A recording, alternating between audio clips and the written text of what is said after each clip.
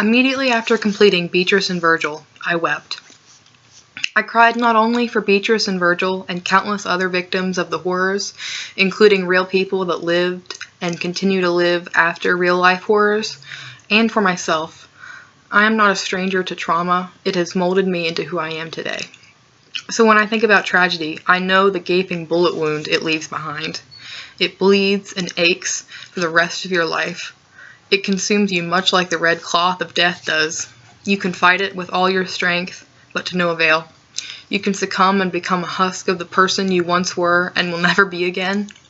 Or you can accept it, learn from it, teach others, feel the pain, and use it as fuel to light yourself into the phoenix you never knew you could be.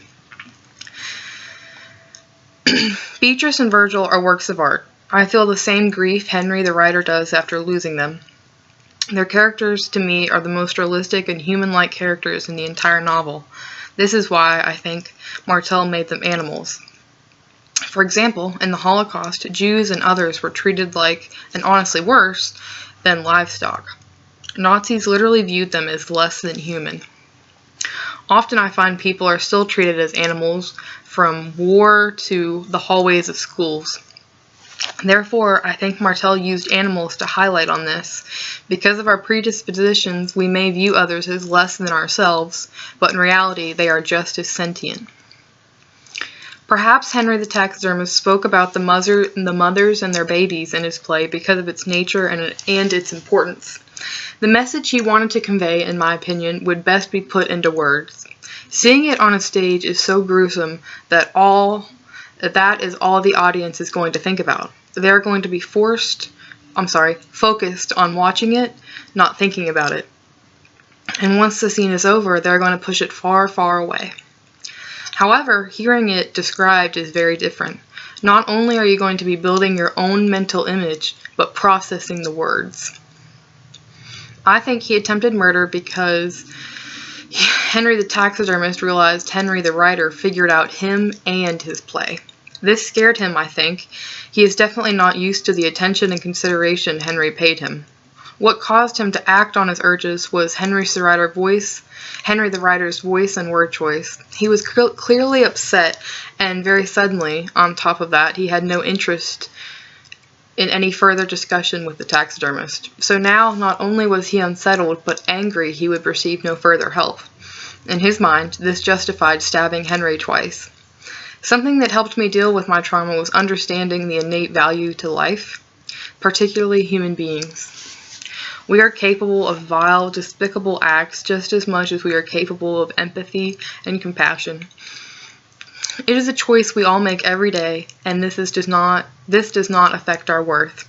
It does not make the damage we cause just, but makes us human.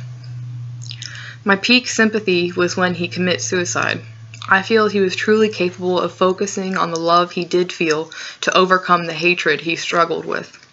He had just lost the closest thing he had to a friend. He deserved help and love to overcome his struggle, just like everyone else does. Everyone. I think he wrote his play to make an impact, to cause change.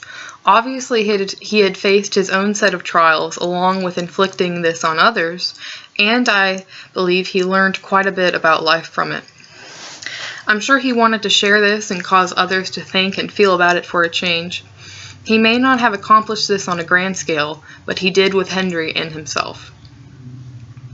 Martel's novel applies to things far beyond the Holocaust, unlike historical texts, who commonly focus on one topic or subject. Martel's novel is about human experience that uses history to relate to the past, present, and future. I think Henry wrote Games for Gustave as a way for someone to put themselves in the horrors.